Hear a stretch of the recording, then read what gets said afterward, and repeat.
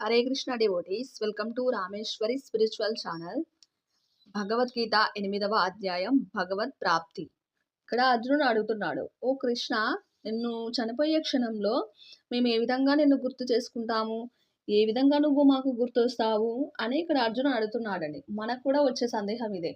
మనం ఏంటంటే, మనము కొంతమంది అంటుంటారు, చనిపోయే క్షణంలో దేవుడే గుర్తొస్తాడు, మనం ఇప్పటి నుంచి ఎందుకు, మన ఎంజాయ్మెంట్ మనం చేసుకుందాం, మన సంసారంలో మనం మునిగిపోతూ ఉంటాం, చివరి క్షణంలో గుర్తొస్తే గుర్తొస్తుంటుంది, లేకపోతే లేదని కొంతమంది చాలామంది అంటుంటారు.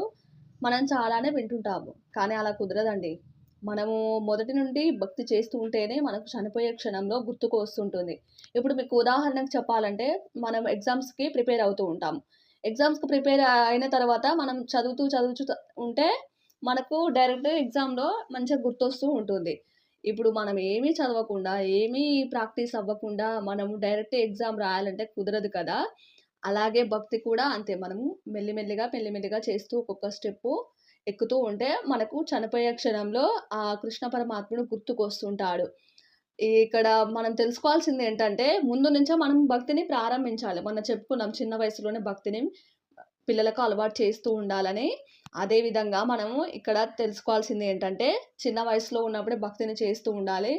ముసలి వయసులో వచ్చినంక అదే చేసుకుందాంలే, అప్పుడే చేసుకుందాంలే, ఇంత చిన్న వయసులో భక్తి ఎందుకు, మళ్ళీ వైరాగ్యం వస్తూ ఉంటుంది. అలాంటివి ఏం కుదరవండి.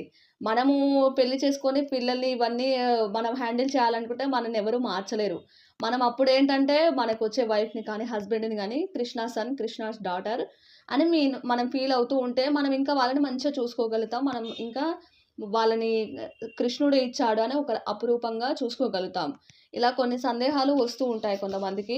భగవద్గీత చదివిన వారికి ఏంటంటే వైరాగ్యం వస్తుంది, పెళ్లి చేసుకోరు అని. అలాంటివి ఏమి ఉండవండి. అలాంటి వైరాగ్యాలు ఏముండవు.